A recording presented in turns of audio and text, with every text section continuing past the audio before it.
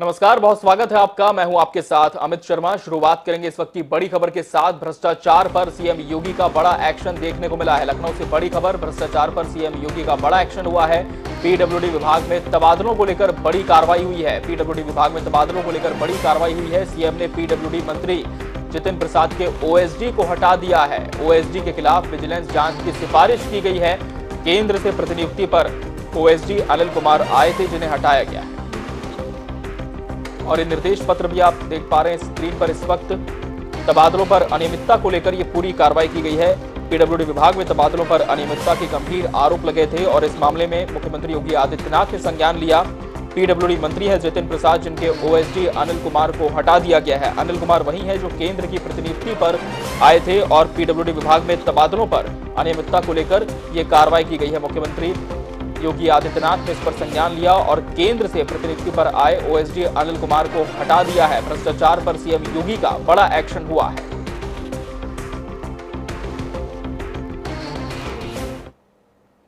बड़ी खबर आपको बता दें, पीडब्ल्यूडी विभाग में तबादला नीति के फर्जीवाड़े का मामला सामने आया था। सालों से जमे मजबूत अधिकारियों पर विभाग मेहरबान नजर आ रहा है। सहायक अभियंता का ट्रांसफर 10 दिन में ही निरस्त हुआ था। सहायक अभियंता नवल किशोर मिश्रा का तबादला निरस्त हुआ था। 29 जून को ट्रांसफर हुआ और 7 जुलाई को तबादले का आदेश निरस्त हो गया। मजबूत पकड़ वाले माने जाते हैं सहायक अभियंता नवल किशोर। तबादलों को लेकर लगातार आरोप प्रत्यारोप का दौर भी जारी। 29 जून को ट्रांसफर हुआ और 7 जुलाई को निरस्ती का आदेश भी आ गया। मजबूत पकड़ वाले माने जाते हैं सहायक अभियंता नवल किशोर। और देखिए किस तरह से तबादले का आदेश हुआ था, बाद में इसे निरस्त भी कर दिया गया। और इस खबर पर ज्यादा जानकारी के साथ हमारे सहयोगी तौकीर किदवई जुड़ चुके हैं। तौकीर, लगातार जो तबादले को लेकर अनियमितता है उस पर मामला गरमाते जा रहा है। पहले जिस तरह से ये पूरी खबर आई कि तबादलों में अनियमितता हो रही है पीडब्ल्यूडी विभाग में, पीडब्ल्यूडी मंत्री के ओएसडी को हटाने की कार्रवाई हुई। वहीं ये भी खबर है कि सहायक अभियंता एक हैं जो काफी पहुंच वाले हैं, उनका जो आदेश है तबादले का वो भी निरस्त कर दिया गया है। क्या कुछ कार्रवाई इस पूरी दिशा में अब तक हो पाई है, उसकी जानकारी आपसे चाहेंगे। देखिए, पीडब्ल्यूडी विभाग में लगातार तबादलों को लेकर सवाल खड़े हो रहे हैं और सब खास बात है कि नवल किशोर जैसे कई एग्जाम्पल वहां पर देखने को मिलते हैं, उदाहरण है वहां पर। और नवल किशोर को ही देखिए कि जिस तरह ट्रांसफर हुआ, 3 साल से एक ही सीट पर जमे थे और उसके बाद उनका ट्रांसफर हुआ। और खास बात है कि अगर ट्रांसफर हुआ था तो किसी न किसी कारण से हुआ होगा, तबादला नीति के तहत हुआ होगा, लेकिन 7 दिन में वो अपनी सीट पर वापस आ गए। तो किस वजह से हटाया गया? अगर काबिल अफसर थे तो उनको सीट पर बैठे रहना देना चाहिए था, और अगर लगता है कि उनको हटना चाहिए था तो फिर वो कौन लोग थे या वो कौन चेहरा है जिसके कहने के बाद उनको सीट पर वापस बुलाया गया। तो कई तरह के सवाल नवल किशोर जैसे जो अभियंता है इनको लेकर खड़े होते हैं और यही वजह है कि जो सवाल खड़े हुए तबादला नीति को लेकर, तो इसमें जो नवल किशोर के अलावा जो और लोग थे उनकी भी नाम सामने आए थे। और यही वजह है कि जो ओएसडी हैं अनिल कुमार पांडे, उनको हटाया गया। लेकिन एक खास बात और इसमें सामने आई है कि पता यह भी चला है कि करीब 3 लोग ऐसे हैं जिनका नाम ट्रांसफर के लिए गया था और यहां से उनको हटाया जाना था, क्योंकि तबादला नीति में इन्हीं पर आरोप थे। लेकिन फिर उसके बाद जो 3 में से सिर्फ एक नाम ऐसा है जो प्रमुख सचिव के यहाँ से ओएसडी अनिल कुमार पांडे, उनका तबादला होता है, लेकिन बाकी का तबादला रोक दिया जाता है। तो कहीं ना कहीं ये भी सवालों के घेरे में है कि जो भी इसके आरोपी हैं क्या सब उसमें निपटाए जाएंगे, क्योंकि जिस तरह मुख्यमंत्री योगी आदित्यनाथ नाराज हैं उससे साफ होता है कि कोई भी इस तरह का जो भ्रष्टाचार कर रहा है उसको छोड़ा तो नहीं जाएगा। लेकिन जिस तरह से अभी छूट दी जा रही है, आगे के लिए माना जा रहा है कि ऐसे कई होंगे जो चेहरे जो बेनकाब होंगे और उनको भी डिपार्टमेंट से हटाया जाना तय माना जा रहा है। बिल्कुल तौकीर, एक बड़ा सवाल यहां पर यह भी है कि गवर्नमेंट डिपार्टमेंट में अक्सर ये कहा जाता है कि बहुत सारी जो चीजें होती हैं वो पब्लिक डोमेन में नहीं आ पाती, इंटरनल सेटिंग से ही बहुत सारा तालमेल चलता है। ऐसे में जब ये पूरी अनियमितता की बात सामने आई, प्रभारी मंत्री के ओएसडी तो हटा दिए गए, मंत्री के ओएसडी हटा दिए गए, उनके खिलाफ कार्रवाई हुई है, लेकिन ऐसे लोग जो लंबे अरसे से एक ही कुर्सी पर जमे हो, उनका तबादला आदेश निरस्त होना कहीं ना कहीं दबी जुबान में ही सही, लेकिन अधिकारी कर्मचारी भी इस बात को अब स्वीकार कर रहे हैं कि डिपार्टमेंट के अंदर ही बहुत सारी ऐसी चीजें हैं। लेकिन जिम्मेदारी अब तक किसी की तय क्यों नहीं हो पाई इस पूरे मामले में? क्या इस बारे में कोई जानकारी मिल पाई है कि कब तक जिम्मेदारी तय हो सकती है?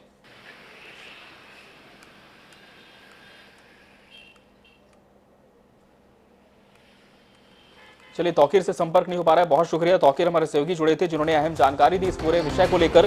जिस तरह से पीडब्ल्यूडी विभाग में तबादलों पर अनियमितता पर सियासत भी गरमाई हुई है, मुख्यमंत्री योगी आदित्यनाथ ने खुद इस पर संज्ञान लिया और बताया जा रहा है कि पीडब्ल्यूडी मंत्री जितिन प्रसाद के ओएसडी को हटा दिया गया। वहीं एक बड़ा सवाल ये भी है कि जितिन प्रसाद के ओएसडी को हटाया, लेकिन इंटरनली अब भी बहुत सारी चीजें हैं जो दुरुस्त नहीं हो पाई। और इस बीच एक और बड़ी खबर आपको बता दें, लखनऊ से बड़ी खबर है। आज कैबिनेट और मंत्री परिषद की बैठक होने जा रही है। आज कैबिनेट और मंत्री परिषद की बैठक होने जा रही है। मुख्यमंत्री योगी की अध्यक्षता में बैठक होगी और कई अहम प्रस्तावों पर इस बैठक में मुहर लग सकती है। 11 बजे से शुरू होगी कैबिनेट की मीटिंग और कैबिनेट मीटिंग के बाद मंत्री परिषद की बैठक प्रस्तावित है। सरकार के 100 दिन पूरे होने पर फीडबैक लेंगे मुख्यमंत्री योगी आदित्यनाथ। और इस खबर पर ज्यादा जानकारी के साथ हमारे सहयोगी अनूप कुमार सिंह हमारे साथ लखनऊ से जुड़े हैं। अनूप, आज कैबिनेट और मंत्री परिषद की अहम बैठक प्रस्तावित है। सरकार के 100 दिन पर फीडबैक लेने जा रहे हैं मुख्यमंत्री। कौन कौन से ऐसे अहम बिंदु हैं जो इस बैठक में लाए जाएंगे, जिन पर चर्चा होगी?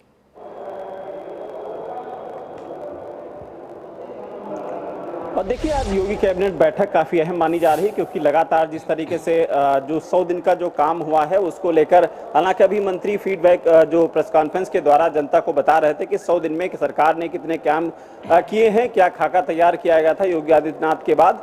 पहले कैबिनेट बैठक होगी। बैठक में जिस तरीके से सबसे बड़ा अगर मुद्दे की बात करें तो मनोरंजन विभाग के जो कर्मचारी हैं वो, हालांकि मनोरंजन विभाग अभी धीरे धीरे सूक्ष्म होता जा रहा है। मनोरंजन विभाग एक दिन तक जब पिक्चर हॉल चलते थे वो एक बड़ा विस्तार रूप था, लेकिन अब कर्मचारी कहीं न कहीं उन कर्मचारियों को वाणिज्य कर विभाग में विलय करने का जो प्रस्ताव है वो इस कैबिनेट में मोहर लग सकती है। दूसरा, जिले स्तर पर जो वाहन खराब हैं, जो निष्क्रिय हो चुके हैं, उनके बदले में जो जिला स्तर पर वाहन खरीदने का जो प्रस्ताव है वो भी इस कैबिनेट में उस पर मोहर लग सकती है। तीसरा, लगातार जिस तरीके से जो एक्सप्रेस वे हैं उनको निर्माण को लेकर के उस पर कुछ जो धन है वो उसमें प्रस्ताव लग सकता है। तीसरा, लगातार जिस तरीके से जो सरकार की योजनाएं हैं या फिर जो संकल्प पत्र में सरकार ने 130 वादे किए थे भाजपा ने, उसके तहत कोई भी इसमें जो 30 रह गए हैं उनको लेकर के इसमें कुछ प्रस्ताव आ सकता है। फिर उसके बाद 12 बजे के आसपास जो मंत्रिपरिषद की जो बैठक होगी उसमें सभी मंत्री उसमें बैठक में मौजूद रहेंगे और खासकर इन 100 दिनों का काम पे क्या कुछ हुआ वो भी जवाबदेही होगी, और साथ ही साथ अगले 6 महीने की क्या कुछ कार्रवाई, क्या कुछ खाका तैयार किया गया है, क्योंकि जिस स्टेप से शुरुआती दौर में काम किया गया, 100 दिन का खाका तैयार किया गया, उसके बाद उसका जवाबदेही हुई, जो उसका रोड मैप तैयार हुआ, अब जनता के सामने मंत्री लगातार पेश कर रहे हैं। आज भी जो दयाशंकर सिंह परिवहन मंत्री, गुलाब देवी माध्यमिक शिक्षा परिषद की मंत्री हैं, वो प्रेस कॉन्फ्रेंस करेंगी और जवाबदेही देंगी कि जनता के सामने इन 100 दिनों में विभाग में कितना काम हुआ है। अब 6 महीने का जो लक्ष्य है कि इन 6 महीनों में किस तरीके से काम होना है, क्या कुछ सरकार की योजनाएं हैं, क्या विभाग में कुछ इम्प्लीमेंट करना है, इन सब चीजों को लेकर के आज गहन मंथन होगा। उसके बाद फिर अगला जो पड़ाव 6 महीने का है, क्योंकि थोड़ा सा लंबा है, 3 महीने का लमसम हो चुका, 3 महीने का और बाकी है। इन 6 महीनों में क्या कुछ काम करना है, सरकार किन कामों को जोड़ देगी, सरकार कैसे जनता के पास जाएगी, विकास करना है, क्योंकि आने वाला जो 2024 का चुनाव है, ऐसे में लगातार वो पारदर्शिता दिखाना जरूरी है, क्योंकि जनता को जो काम सरकार कर रही है उन तक पहुंचे और धरातल पर उतरे वो योजनाएं। ये बिल्कुल अनूप, और एक बड़ा सवाल ये भी है, जिस तरह से सरकार के 100 दिन तो जरूर पूरे हो रहे हैं, लेकिन इसके अलावा बहुत सारी योजनाएं जिस तरह से आप बता रहे हैं कि उस पर प्रस्ताव आज लाया जाएगा। यदि हम ओवरऑल बात करें अनूप, तो 100 दिन का जो कार्यकाल बतौर मुख्यमंत्री का दूसरी पारी का रहा है, क्या जो कैबिनेट का साथ था वो पूरी तरह से मुख्यमंत्री को मिलता नजर आया, या फिर मुख्यमंत्री ये भी मानकर चल रहे हैं कि कहीं पर ढिलाई भी हुई है और इस पर भी कुछ सख्त निर्देश आज दिए जा सकते हैं?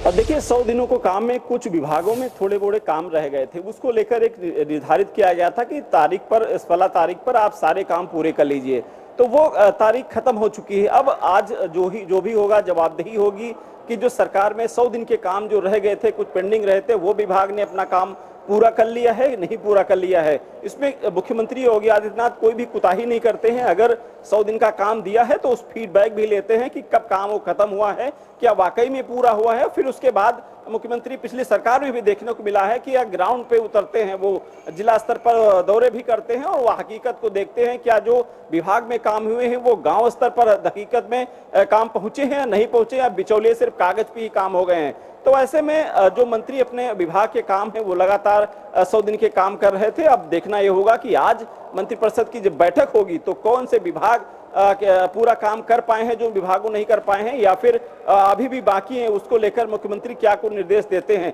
फिलहाल मंत्रिपरिषद बैठक के बाद जानकारी मिलेगी। अमित, चलिए अनूप, आपसे आगे भी इस खबर पर हम अपडेट देते रहेंगे। फिलहाल बहुत शुक्रिया आपका हमसे इस खबर पर जुड़ने के लिए, तमाम जानकारी साझा करने। बढ़ते आगे और बात करेंगे वाराणसी की, जहां से बड़ी खबर है। यहां ज्ञानवापी मामले में जिला अदालत में सुनवाई होने जा रही है। दोपहर 2 बजे जिला अदालत में सुनवाई होगी। श्रृंगार गौरी की पूजा करने की अनुमति वाली याचिका पर सुनवाई होगी। वादी राकेश सिंह के वकील अपनी दलील पेश करेंगे कोर्ट में। ज्ञानवापी श्रृंगार गौरी मामले में फिर से वाराणसी की जिला अदालत में केस की सुनवाई होगी। वादी नंबर 1 राकेश सिंह के वकील शिवम गौड़ और मान बहादुर सिंह कोर्ट के सामने अपनी दलीलें पेश करेंगे। राकेश सिंह के वकील शिवम गौड़ ने बीते दिन कोर्ट में 360 पन्नों की दलील रखी थी। आपको बता दें कि ज्ञानवापी में श्रृंगार गौरी के नियमित दर्शन पूजन के अधिकार को लेकर कोर्ट में बहस हो रही है। जिला अदालत में मामले की सुनवाई कर रहे जिला जज AK विशेष ने आज फिर राकेश सिंह के वकील को पक्ष रखने का मौका दिया है। राकेश सिंह के वकील ने कोर्ट में बताया कि बाद में ना तो जमीन का मामला है और न ही मालिकाना हक की बात है, केवल नियमित दर्शन पूजन के लिए कोर्ट के सामने अपना पक्ष रखा जाना है। अपनी बात रखते हुए सोमवार को राकेश सिंह के वकील ने सिविल प्रक्रिया संहिता यानी 7/11 को लेकर मजबूती से पक्ष रखा। अब इस मामले में आज फिर सुनवाई होनी है। वादी राकेश सिंह के वकील आज फिर कोर्ट में अपनी दलील पेश करने जा रहे हैं। दरअसल उन्होंने एक बात अपनी साफ की है दलील में कि ये जो पूरी सुनवाई होगी वो यहाँ पर पूजन अर्चन को लेकर ही होगी। क्या कुछ और सुनवाई में बिंदु अहम जोड़े गए हैं, इसे लेकर हमारे सहयोगी धर्मेंद्र चौबे से हम जानकारी ले लेते हैं। वाराणसी से जुड़े हैं धर्मेंद्र, श्रृंगार गौरी की पूजा श्रृंगार वाली याचिका पर आज सुनवाई होने जा रही है जिला कोर्ट में। 2 बजे तक बताया जा रहा है इसकी सुनवाई होगी। जो दलील रखी जा रही है उसमें कौन कौन से अहम बिंदु वादी पक्ष की तरफ से जोड़े गए हैं? देखिए, सबसे बड़ी चीज अमित बताना चाहूंगा कि ये जो दलील हो रही है 1991 वर्सिव एक्ट जो है उसके तहत दलील रखी जा रही है। इसमें वक्त जो Vishwanath act 1991 place of worship act के प्रावधान न लागू होने की बात विपक्षियों ने कहा था और मुकदमा खारिज होने योग्य है या नहीं, लेकिन क्योंकि जो दलीलें कल रखी गई हैं उसमें 1993 की जिक्र की गई। 1993 में हुई थी, इसलिए यहाँ देवस्थान था जो हिंदू पक्ष के अधिवक्ता ने रखा। तो कहीं न कहीं जो 1993 की बात लगातार आई रही है कि 1993 तक काशी विश्वनाथ श्रृंगार गौरी की पूजा होती रही। उसके बाद ये पूरा सील एरिया किया गया। उसके बाद जो भौगोलिक स्थिति रही उसकी संरचना में कोई परिवर्तन नहीं हुआ, लेकिन पूजा पाठ का जो हिंदुओं की तरफ से किया जा रहा था उसे रोक दिया गया। तो 1991 वर्सिव एक्ट जो है प्लेस ऑफ वर्सिव एक्ट, तो वो लागू नहीं होता है वो, क्योंकि 1993 तक जब पूजा हुई तो उसके बाद 1991 वर्सिव एक्ट किस आधार पे बनेगा, पहली चीज। दूसरी चीज अमित बताना चाहूंगा, 711 एक्ट पोषणीयता की जो बात हो रही है, लगातार प्रतिवादी 4 महिलाओं की सुनवाई पूरी हो चुकी है। 5वीं महिला है राकेश सिंह। इनका कहना है, इनके अधिवक्ता का शिवेंद्र गौड़ का, कि जब पूजा के अधिकार की मांग की गई है, इसकी लगातार कोर्ट से हम मांग कर रहे हैं कि पूजा का अधिकार दिया जाए, क्योंकि 1995 में 95 के तहत जो कोर्ट में जो बहस हुई है पूजा अर्चना को लेकर 1995 वक्त एक्ट का जिक्र भी किया गया। तो कहीं न कहीं कई ऐसे तथ्य थे जिसको रखा गया पूरी तरह से, और पूरी चूंकि बहस अभी नहीं हो पाई है।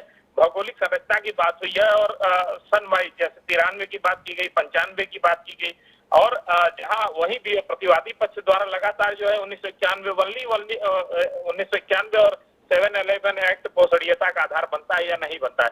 तो कई ऐसे तथ्य हैं जिसको लेके हिंदू पक्ष अभी आज भी बहस जारी रहेगी। बहस कंटिन्यू है जिला जज की अदालत में। अब उसके बाद जिला जज क्या निर्णय देते हैं, क्योंकि 4 महिलाओं की बहस हो चुकी है, उसमें भी इसके पहले सुनवाई पूरी हो गई। 3 दिन की बहस चली है कोर्ट में। विष्णु जैन अधिवक्ता ने बहस की है। अब जो शिवेंद्र गौड़ बहस कर रहे हैं राकेश सिंह की तरफ से, इनकी लगातार जो बहस चल रही है। अब ये दोनों मामलों को, चूंकि मामले एक हैं लेकिन सुनवाई अलग अलग हो रही है मामलों की, तो कहीं न कहीं ये जो तथ्य हैं 1995 1993, ये सारे तथ्यों को लेके कोर्ट क्या निर्णय देती है, इसे पूजा का अधिकार देती है या नहीं देती है, या मेंटेनेबल है या मेंटेनेबल नहीं है, पोषणीयता बने या नहीं बनेगी।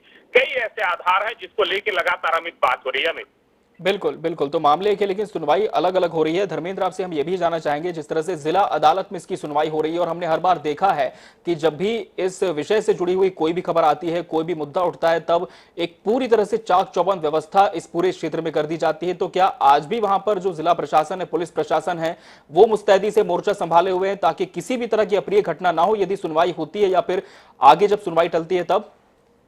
अमित, देखिए, जो सुप्रीम कोर्ट की डेडलाइन है 85 दिन के अंदर सुनवाई पूरी करनी है इस मामले की, कि पोषणीयता के आधार पर मुकदमा चलेगा या नहीं चलेगा। उसके बाद इसमें जो निर्णय आना है उसको लेकर प्रशासन कहीं न कहीं पूरी तरह से अलर्ट मूड में है। और प्रशासन, चूंकि सावन का महीना भी चल रहा है, बाबा विश्वनाथ की विशेष सुरक्षा चल रही है, विशेष सुरक्षा घेरे बनाए गए हैं। वहीं जिला जज कोर्ट की बात की जाए तो कोर्ट की पूरी तरह से छावनी में तब्दील कर दिया गया है। सुरक्षा के मुहाने से अगर देखा जाए तो बड़े पैमाने पे फोर्स निगाहें रखी है। उसके साथ साथ इंटेलिजेंस विंग लगी हुई है फोर्स की, कई खुफिया एजेंसियों को लगाया गया है ताकि किसी प्रकार की आपत्तिजनक कहीं से भड़काऊ पोस्ट न किए जा सके, किसी तरीके का अराजकता न हो सके, किसी तरीके का माहौल खराब जा सकते। इसके लिए साइबर टीम बिल्कुल, तो सुनवाई में क्या कुछ आता है इस पर भी हम आपसे आगे अपडेट लेंगे। फिलहाल बहुत शुक्रिया धर्मेंद्र आपके इस तमाम जानकारी के लिए। बढ़ते आगे और बात करेंगे गोंडा की, जहां बिना अनुमति धरना प्रदर्शन करने पर 19 लोगों के खिलाफ मुकदमा दर्ज किया गया है।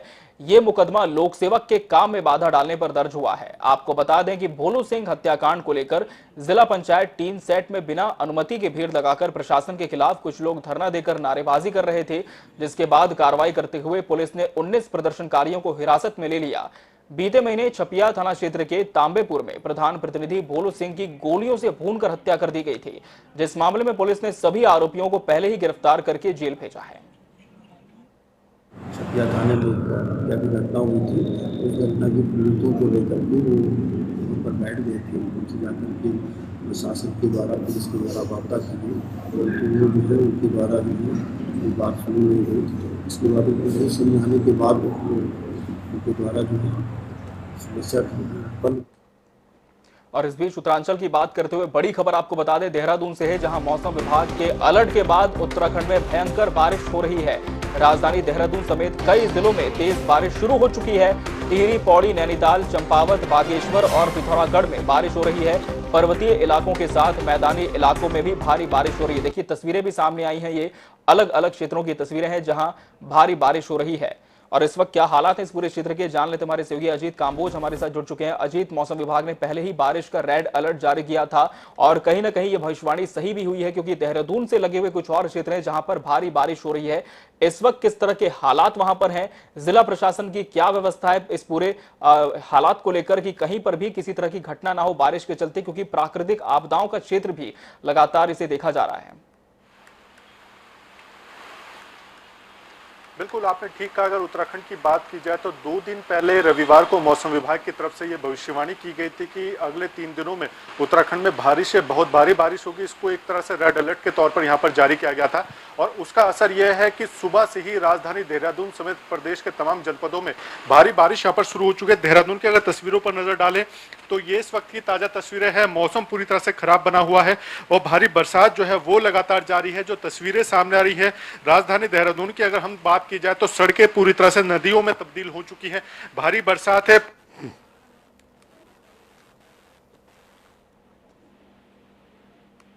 ताजा वहाँ पर उन्होंने छापेमारी की है कि अधिकारी किसी मुस्तैदी के साथ यहाँ पर अलर्ट मोड पर है। खुद मुख्यमंत्री 2 दिन पहले ही तमाम अधिकारियों को यहाँ पर अलर्ट रहने का निर्देश जारी कर चुके हैं कि मौसम विभाग ने जो भविष्यवाणी यहाँ पर की है, रेड अलर्ट जारी किया गया है पूरे उत्तराखंड को लेकर, तो उसमें रेड अलर्ट जारी किया गया है पूरे उत्तराखंड को लेकर, तो उसमें सभी मुस्तैदी के साथ मौजूद रहे, अपने कार्यस्थल को ना छोड़े और कहीं पर भी अगर कोई दिक्कत पैदा होती है तो उस पर तत्काल रेस्क्यू के साथ ही। प्राकृतिक चीजें अपनी तरफ है, लेकिन बहुत कुछ व्यक्ति के हाथ में भी होता है कि बहुत ज्यादा जो संवेदनशील क्षेत्र है वहां पर आवाजाही ना हो और प्रशासन की जो गाइडलाइन उसका भी पालन करना सुनिश्चित करना चाहिए। बहुत शुक्रिया अजीत आपका हमसे जुड़ने के लिए इस खबर पर। देहरादून से खबर है, जहां भ्रष्टाचार के खिलाफ उत्तराखंड कांग्रेस का प्रदर्शन देखने को मिलेगा। सुबह 11 बजे से सचिवालय के बाहर धरना प्रदर्शन होगा। उप नेता प्रतिपक्ष भुवन कापड़ी के नेतृत्व में कांग्रेसी नेता जुटेंगे। विभागों में भर्तियों में गड़बड़ी को लेकर कांग्रेस का यह पूरा प्रदर्शन देखने को मिलेगा। देहरादून से बड़ी खबर, उपनेता प्रतिपक्ष भुवन कापड़ी के नेतृत्व में आज तमाम कांग्रेसी जुटने वाले हैं और विभागों में भर्तियों में गड़बड़ी को लेकर कांग्रेस का ये प्रदर्शन होने जा रहा है। भ्रष्टाचार के खिलाफ उत्तराखंड कांग्रेस का प्रदर्शन देखने को मिलेगा। और इसी के साथ मुझे दीजिए इजाजत। खबरों का सफर लगातार जारी है जनता टीवी पर। नमस्कार।